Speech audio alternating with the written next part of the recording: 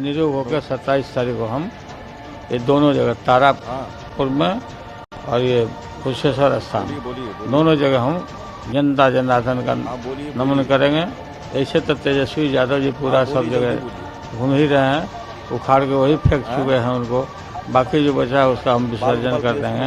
हमारी पार्टी बहुत मजबूत वोटों से जीतेगी। लालू ने कहा कर देंगे विसर्जन। निरोग होकर 27 तारीख को हम ये दोनों जगह तारापुर में और ये कुशेश्वर स्थान दोनों जगह हम जनता जनार्दन का नमन करेंगे। ऐसे तो तेजस्वी यादव जी पूरा सब जगह घूम ही रहे हैं, उखाड़ के वही फेंक चुके हैं उनको। बाकी जो बचा है उसका हम विसर्जन कर देंगे। हमारी पार्टी बहुत मजबूत वोटों से जीतेगी। नीतीश ने कहा लालू मरवा देंगे गोली। गोलियां मरवा दे। सबसे अच्छा यही हो, रोजगार का मुद्दा, बाकी कुछ नहीं कर सकते। अगर चाहें तो गोली मरवा सकते और कुछ नहीं कर सकते। क्या नीतीश को लालू से है जान का खतरा? गोलियां मरवा दे। सबसे अच्छा यही हो, रोजगार का मुद्दा, बाकी कुछ नहीं कर सकते।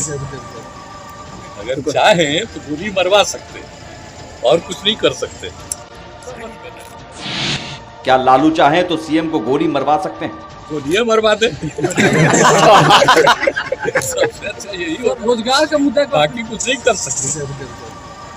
अगर चाहें तो गोली मरवा सकते और कुछ नहीं कर सकते। गोली की बोली के पीछे सियासी शगुफा। गोलियां मरवा दे। सबसे अच्छा यही हो, रोजगार का मुद्दा, बाकी कुछ नहीं कर सकते। अगर चाहें तो गोली मरवा सकते और कुछ नहीं कर सकते। गोली की बोली के पीछे का मकसद क्या? गोलियां मरवा दे। सबसे अच्छा यही हो, रोजगार का मुद्दा, बाकी कुछ नहीं कर सकते। अगर चाहें तो गोली मरवा सकते और कुछ नहीं कर सकते। सीएम को लालू से जान का खतरा।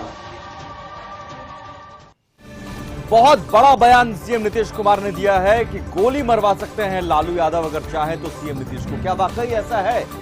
सीएम नीतीश को लालू से क्या वाकई जान का खतरा है? इसलिए आज सवाल है सीएम को लालू से जान का खतरा, क्योंकि उपचुनाव में बयानों की बाढ़ आने लगी है। एक के बाद एक बयानों के जरिए विरोधी एक दूसरे पर तीखा हमला कर रहे हैं। लालू यादव बुधवार से प्रचार में उतरने वाले हैं, लेकिन उससे पहले लालू ने कह दिया हम विरोधियों का विसर्जन करने आए हैं। तो जवाब में नीतीश ने कह दिया लालू चाहें तो उन्हें गोली मरवा दें, यही कर सकते हैं और कुछ नहीं कर सकते हैं। तो क्या वाकई नीतीश को लालू से जान का खतरा है या फिर ये सियासी शगुफा है?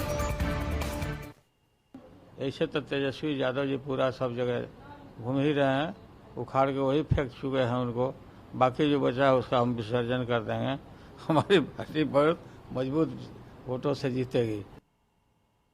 वो कह रहे हैं कि हम यहाँ पटना आए ही हैं नीतीश जी का विसर्जन करने के लिए। छोड़िए तो कर दे, गोलियां मरवा दे।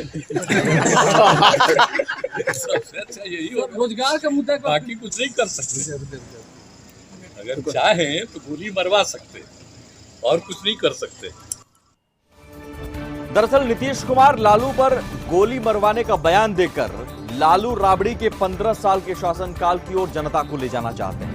इस बयान के जरिए वो लालू राज की याद दिलाना चाहते हैं।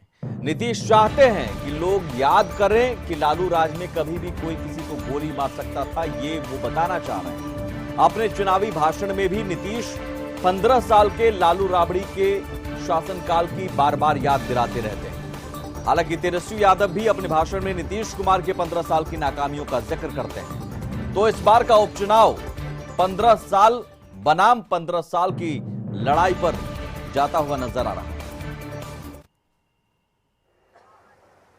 जब मौका मिला पति पत्नी को राज करने का 15 साल, तो क्या किया साहब? कौन सा काम हुआ? सब लोग बता रहे थे। यहां से कितने लोगों को भागना पड़ा था, और सबसे ज्यादा व्यवसायियों को और व्यापारियों को भागना पड़ा था। कितने डॉक्टरों को भागना पड़ा था। क्या स्थिति थी? और सब लोग तो कह ही रहे थे कि शाम होते होते कोई आदमी बाहर निकलने की हिम्मत नहीं करता था। तो ये माहौल था। जो सरकार है और हमारा जो विपक्ष है इसमें ज्यादा अंतर नहीं है। 19-20 का फर्क है। हालांकि लोगों ने हमें चुनाव वाले वादा नहीं है, लेकिन जो मौजूदा सरकार जो है वो चोर दरवाजे से हुई छल कपट से। अब आप देखिए कल मुख्यमंत्री न्यायालय है ना, हम ज्यादा कुछ नहीं करेंगे। आप लोगों का सवाल बस हम याद दिलाना चाहते। आप बताइए 15 साल से यहाँ के विधायक किस पार्टी का, किस गठबंधन का, एनडीए का? अब बताइए ना, ठीक है एमपी किसका है? एनडीए का। लगातार विधायक उसका, एमपी उसका। बिहार में सरकार किसका? एनडीए का। मुख्यमंत्री नीतीश कुमार। तो तेजस्वी यादव नीतीश कुमार के 15 साल की नाकामियों को बता रहे हैं और नीतीश कुमार आरजेडी लालू राबड़ी के 15 साल के शासनकाल की नाकामियों को, उस दौर को याद दिलाने की कोशिश करते हैं। यानी सब कुछ इतिहास पर, सब कुछ अतीत पर, भविष्य क्या होगा, जनता के मुद्दे इनमें क्या होंगे, कुशेश्वर स्थान और तारापुर के मुद्दे क्या होंगे, ये कहीं नहीं। इन सब के बीच सवाल भीड़ को लेकर भी है, क्योंकि ये सभाएं जब होती हैं तो आप कैमरा के एक एंगल से देखते हैं नेता को, आप देखते हैं कि नीतीश कुमार बोल रहे हैं, तेजस्वी यादव बोल रहे हैं, लेकिन सामने जो सुनने वाले होते हैं वो कौन होते हैं, वो भीड़ में चेहरे कौन होते हैं, वो लोग कौन होते हैं, और क्या वो लोग जो सुनने आते हैं भीड़ बनकर, क्या वो वोट तय करते हैं, क्या वो वोट में तब्दील होते हैं? आज इसी का विश्लेषण करते हैं, आज इसी के मायने समझने की कोशिश करते हैं बात सपाट में, क्योंकि बयानों से अलग चुनाव में ये बेहद महत्वपूर्ण चीज है जिसके इर्द गिर्द सबकी नजरें रहती हैं। भीड़, किसी भी नेता की सभा में उमड़ने वाली भीड़। तेजस्वी अपनी सभा में उमड़ने वाली भीड़ की तस्वीर के जरिए ये दावा करते हैं कि लहर उनके पक्ष में है, वहीं नीतीश की सभा में भी भीड़ उमड़ती है। लेकिन सवाल है कि क्या भीड़ तय करती है जीत हार? सबको हल्ला करने दीजिए, छोड़ दीजिए, कोई मत करिए। वो 15-20 को लड़का हल्ला कर रहा है, उछल के हल्ला करने दीजिए। एक बार हल्ला कर रहा है, उसका जवाब आप लोग दे दीजिए। ये जो हल्ला करने के लिए आया, हमने कहा कि कागज है, हम देख लेंगे, पढ़ लेंगे, और जो भी जरूरी चीज होगा, अगर कोई कमी है उसको पूरा करने के लिए हर संभव प्रयास करेंगे। हम यही देखते हैं। लेकिन कौन लोग किसको भेज देता है, हमको इस सब की चिंता नहीं है। मुंगेर के तारापुर में सीएम नीतीश की सभा में चंद लोगों ने बेरोजगारी के मुद्दे पर हंगामा किया, तो जवाब में नीतीश ने सभा में मौजूद बाकी लोगों से ताली बजाकर जवाब देने को कहा और भीड़ ने ताली बजाकर जवाब दिया। वहीं आखिर में नीतीश ने सभा में हंगामा करने वाले लोगों का भी धन्यवाद दिया। धन्यवाद देता हूं। और 15 लड़कों ने जो उल्टा पुल्टा हल्ला हंगामा करता रहा, उसको भी हम बधाई देते हैं, उसको भी हम धन्यवाद देते हैं, उसको भी हम धन्यवाद देते हैं। जिसके चक्कर में हो उसके पीछे जाओ, और कल होकर के अंत में घर में सुतना ही पड़ेगा, कहीं कोई उपाय नहीं होगा। किसी भी चुनाव में भीड़ की तस्वीर के जरिए या सभा में हंगामा करने वाले लोगों के आधार पर पार्टियां अपनी अपनी जीत का दावा करती हैं। आरजेडी खेमे की ओर से तेजस्वी यादव की सभा में जुटने वाली भीड़ को लेकर भी तेजस्वी जीत के दावे करते हैं। तेजस्वी यादव अपने ट्विटर हैंडल से हर रोज अपनी सभाओं में उमड़ने वाली भीड़ की तस्वीर डालते हैं और भीड़ को लेकर उपचुनाव में जीत का दावा करते हैं। तेजस्वी यादव की जनसभा में उमड़ने वाली भीड़ को लेकर तेजस्वी के पक्ष में लहर होने का आरजेडी का दावा है, लेकिन सीएम नीतीश की सभा में भी भीड़ उमड़ रही है। जरा तेजस्वी और नीतीश की सभा में उमड़ी भीड़ की दोनों तस्वीरों को एक साथ देखिए। तेजस्वी और नीतीश दोनों की सभा की भीड़ की इन तस्वीरों को गौर से देखिए। तेजस्वी की सभा में भीड़ बिल्कुल मंच के पास खड़ी रहती है। मंच के पास भीड़ होने से कैमरे पर एक बज क्रिएट होता है। नीतीश की सभा में सुरक्षा कारणों से मंच से करीब 50 मीटर दूरी पर भीड़ रहती है। दूरी पर रहने से कैमरे में भीड़ कम नजर आती है। तेजस्वी की सभा में महिलाओं की बहुत संख्या कम होती है। नीतीश की सभा में महिलाएं भी नजर आती हैं। तेजस्वी की सभा में भीड़ आक्रामक और शोर करती नजर आती है। नीतीश की सभा में भीड़ शांत रहती है। आरजेडी का मुस्लिम यादव वोट बेस मुखर माना जाता है। नीतीश का वोटर बेस ईबीसी शांत माना जाता है, लेकिन भीड़ दोनों नेताओं की सभा में होती है। अब जरा तारापुर में कांग्रेस की सभा की भी तस्वीर देखिए। तारापुर के गाजीपुर के ईदगाह मैदान में इमरान प्रतापगढ़ी, मीरा कुमार, अखिलेश प्रसाद सिंह, डॉक्टर शकील अहमद खां पहुंचे थे। भीड़ यहां भी है, लेकिन कई बार भीड़ नेता से ज्यादा नेता के हेलीकॉप्टर को देखने के उत्साह में भी पहुंचती है। भीड़ को लेकर दावों के बीच सवाल यह भी है कि क्या भीड़ में आने वाले लोग भाषण सुनकर अपना वोट तय करते हैं या फिर सभा में आने वाली भीड़ उसी नेता को वोट देते हैं। वैसे भीड़ बनकर नेताओं को लोग सुनने जरूर जाते हैं, लेकिन उनके जहन में खुद से जुड़ा मुद्दा पहले से ही तय रहता है। हालांकि कई बार भीड़ प्रायोजित भी होती है, जिसे नेता के भाषण से कोई मतलब नहीं होता है। ऐसे में भीड़ नहीं बल्कि मतदान केंद्र पर पहुंचने वाले वोटर तय करेंगे जीत किसकी होगी। ब्यूरो रिपोर्ट, कशिश न्यूज। तो क्या वाकई भीड़ चुनाव में जीत हार तय करती है? क्या भीड़ वोटों में तब्दील हो पाती है? क्या भीड़ की तस्वीर के जरिए चुनाव में जीत हार का आकलन करना संभव है? सवाल का जवाब समझने के लिए ये रिपोर्ट। किसी भी चुनाव में रैलियों और सभाओं में भीड़ की तस्वीर के इर्द गिर्द चुनाव के नतीजों के रहने के कयास लगाए जाते रहे हैं। तेजस्वी भी अपनी सभा में उमड़ने वाली भीड़ के आधार पर यही दावा करते हैं, लेकिन सवाल है कि क्या भीड़ से तय होते हैं चुनाव के नतीजे? क्या फिर वोट में तब्दील नहीं हो पाती है भीड़? क्या भीड़ से तय होती है जीत हार? सवाल का जवाब समझने के लिए 2010 की एक रैली की तस्वीर देखिए। 2010 विधानसभा चुनाव के दौरान जब लालू और रामविलास पासवान साथ थे, तब उन्होंने एक साझा रैली की थी, जिसकी ये तस्वीर है। लालू रामविलास की 2010 की रैली में खूब भीड़ उमड़ी थी, लेकिन फिर भी 2010 में आरजेडी एलजेपी गठबंधन की करारी हार हुई थी। आरजेडी एलजेपी गठबंधन को महज 25 सीटें हासिल हुई। आरजेडी 22 पर सिमट गई तो एलजेपी को महज 3 सीटें मिली थी। अब जरा 2015 चुनाव के दौरान पीएम मोदी की सभा में उमड़ी तस्वीर भी देखिए। 2015 चुनाव में पीएम मोदी की हर जनसभा में खूब भीड़ उमड़ी थी, लेकिन एनडीए की करारी हार हुई थी। बीजेपी को सिर्फ 53 सीटें मिली। हालांकि वोट प्रतिशत में बीजेपी ने बाजी मारी थी और 25% वोट मिले थे। इन दोनों चुनावों से साफ है, भीड़ को चुनाव नतीजों का पैमाना नहीं माना जा सकता है। हालांकि भीड़ को लेकर जीत के दावे सभी करते हैं, लेकिन नतीजा मतदान केंद्र पर पहुंचने वाले वोटर ही तय करते हैं। ब्यूरो रिपोर्ट, कशिश न्यूज। और बिहार की सियासत में तो वैसे भी सारे पूर्वानुमान धरे के धरे रह जाते हैं जब नतीजे सामने आते हैं। इसलिए चुनाव में कभी भी सटीक आकलन कर पाना बिहार में बहुत मुश्किल होता है। और खासतौर पर अगर आप भीड़ की तस्वीर देखकर आकलन करते हैं तो बहुत बार यह आकलन गलत साबित हो जाता है, जो इस रिपोर्ट के जरिए आपने समझा। लेकिन फिर भी ये तय होगा, वोटर जब मतदान केंद्र पर पहुंचेंगे और वोट करेंगे, उससे जीत हार तय होते हैं। लेकिन जरूर प्रचार और बयानबाजी जरूरी है। चुनाव में बयानबाजी खूब हो रही है, प्रचार खूब हो रहा है और कई तरह के बयान सामने आ रहे हैं। उन बयानों का भी जिक्र होगा, बस कुछ ही देर में लौटते हैं।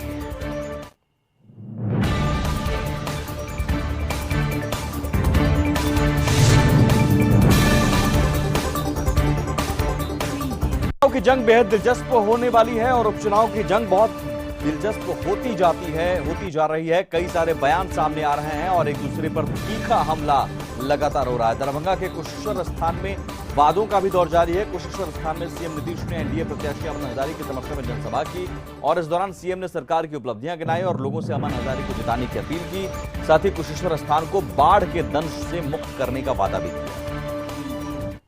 भर के पानी को फिर नदियों में ले जाने के लिए उसका इंतजाम होगा। एंटी फ्लड स्लूस गेट भी बनेगा। ये हम सब लोग ये सब करने वाले हैं। और एक बात आपको और बता दें कि साहब, ये जो बागमती नदी के करेह नदी के बारे में हम जो कह रहे हैं अंतिम छोर पर 4 किलोमीटर के बारे में, उसका दूसरा हिस्सा भी जो है, आपको बाएं तटबंध की बात कर रहे हैं, उसका जो दायां तटबंध है उसको भी पूरा का पूरा तटबंध बनाने का है। ताकि समस्तीपुर जिले को भी जो प्रभावित करता है वो प्रभावित न हो। ये सब निर्णय हम लोगों का हो चुका है। इसके लिए जो भी आवश्यक संसाधन की जरूरत है उसका भी प्रबंध हम लोगों ने किया है। तो एक एक काम होगा तो देखिएगा कुछ दिन के बाद। और यहां पर का एक तो है, अब भाई जब जगह नीचे है, वर्षापात होता है, सब कुछ होता है, लेकिन पहले से ही यहां पर 6 महीना, कोई इलाका 8 महीना पानी से प्रभावित रहा है। तो हम लोगों ने एक एक चीज का आकलन किया।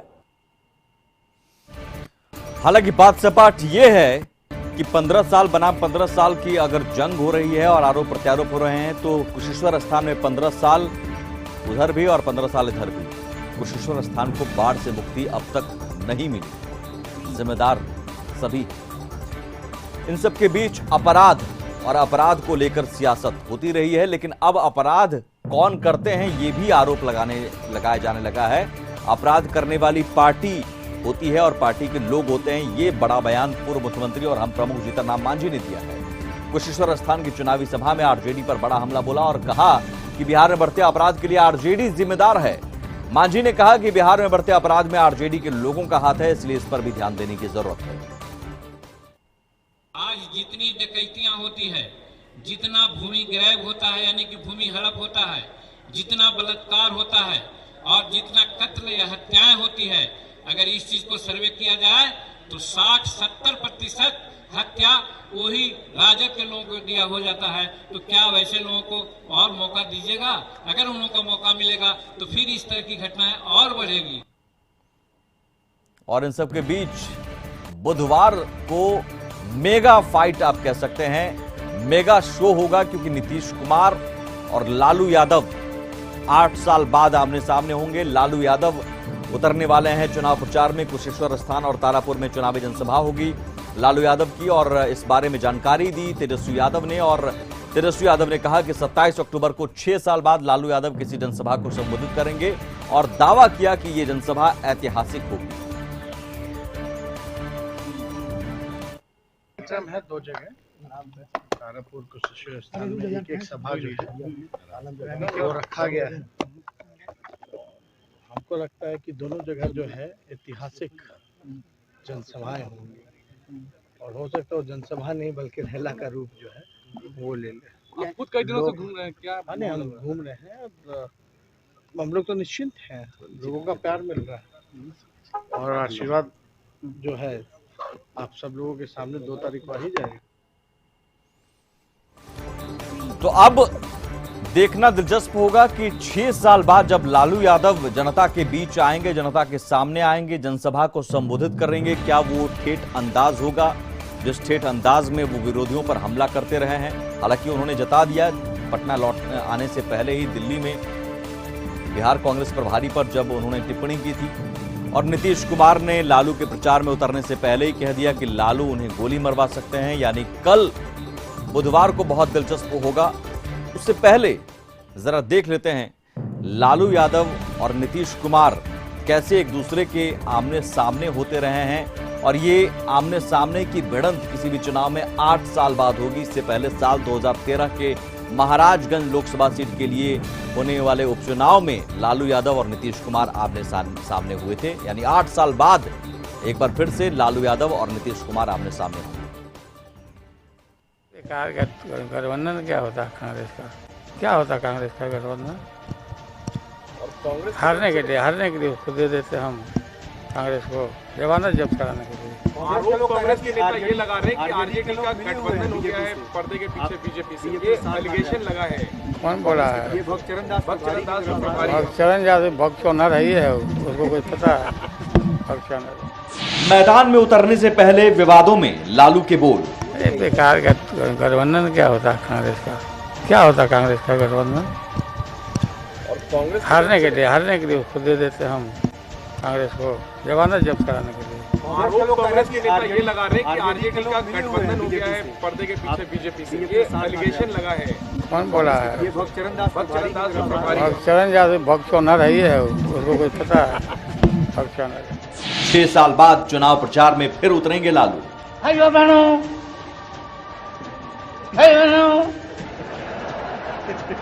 बिजली आई बिजली मिली तो बिजली। अरे मोदी जी ठीक से बोलो, नहीं तो नस फट जाएगा। लागल लागल झुलनिया में धक्का बोल कलकत्ता चला।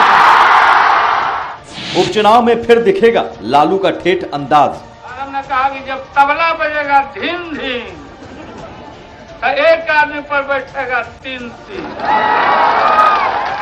नीतीश ने भी लालू पर चलाए जुबानी तीर। पुराने लोगों को तो अच्छी तरह याद है, जब हम लोग आए थे उसके पहले जिन लोगों को 15 साल का मौका मिला था पति पत्नी राज में, और उस जमाने में क्या हुआ था किसी इलाके का, आजकल कोई स्टेटमेंट अब अखबार में बयान देते हैं। जरा उनसे पूछ लीजिए कि पहले क्या था, और अगर पहले जो था उससे आज की तुलना करिएगा तो कितना काम आगे बढ़ा, और हर इलाके के लिए हम लोगों ने काम किया। अब लालू भी करेंगे नीतीश पर पलटवार। लालू खत्म हो गई है, लालू गईले। ये 20 साल से आप लोग सुनते होंगे लालू गईले, अब फिर कहां से लालू उधिया के आए।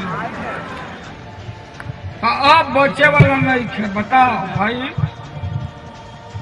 नीतीश कुमार के हम लोग बढ़िया से जानकारी। साल 2013 में महाराजगंज उपचुनाव में हुआ था महाभारत। इस आदमी को सींचा, आगे बढ़ाया, प्रभुनाथ सिंह आगे बढ़ाए, लेकिन ऐसा ही खतरनाक अहंकारी निकला, ये काला नाग निकला। मैं भी आप सबसे प्रार्थना करने आया हूं, विनती करने आया हूं कि आप हम सबों के उम्मीदवार श्री प्रताप कुमार लाही जी को